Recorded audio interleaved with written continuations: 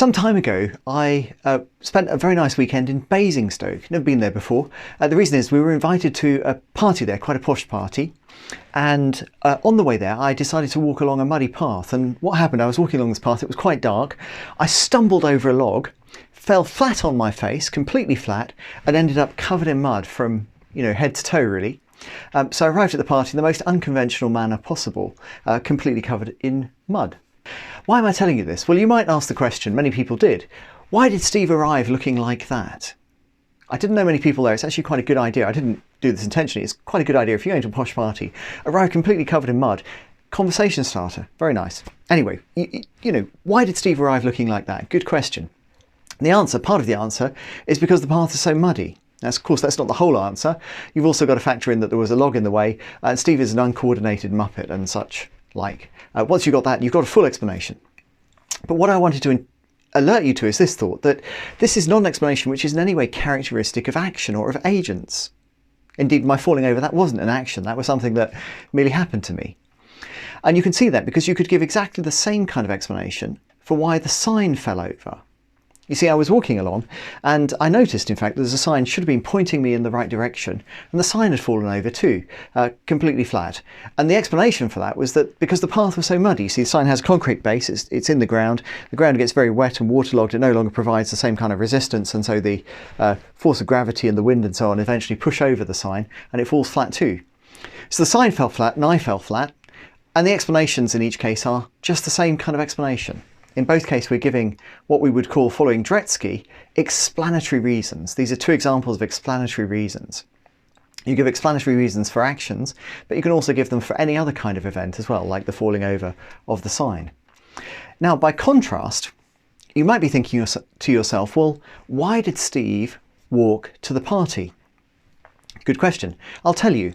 I was there, as I say, with Mrs. B. We were having a weekend in Basingstoke, and I thought, gosh, it would be really romantic to take a nighttime walk. It was already dark before the party started. A nighttime walk along this path, because our hotel was in the centre of Basingstoke and the party was some way out on the edge of some village.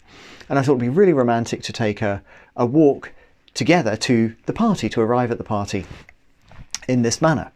Now, of course, that was completely mistaken there, because the particular path that took us to the party, well, it was full of derelict warehouses, electrical infrastructure, and on one side a train track as well, completely dark. So this is far from romantic, and you can see that by the answer I'd give you to the question. I would say because I believed it would be more romantic than taking a taxi or cycling on the road or something, because I believed it would be more romantic.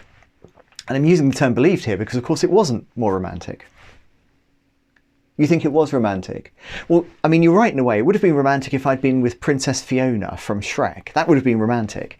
And although Mrs. B is certainly descended from ogres, I can tell you, she doesn't really appreciate, messing around in swamps and that kind of thing. So it wasn't, in fact, romantic for the people concerned. Now, what you get here is something very simple. There is a reason which explains why we walked the party, why we chose that.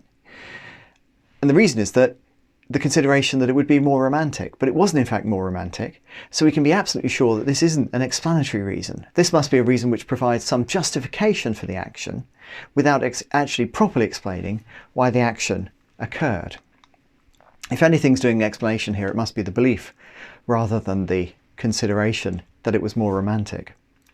So, as you know, one mark that distinguishes the justificatory reasons from the explanatory reasons is that justificatory reasons can be false.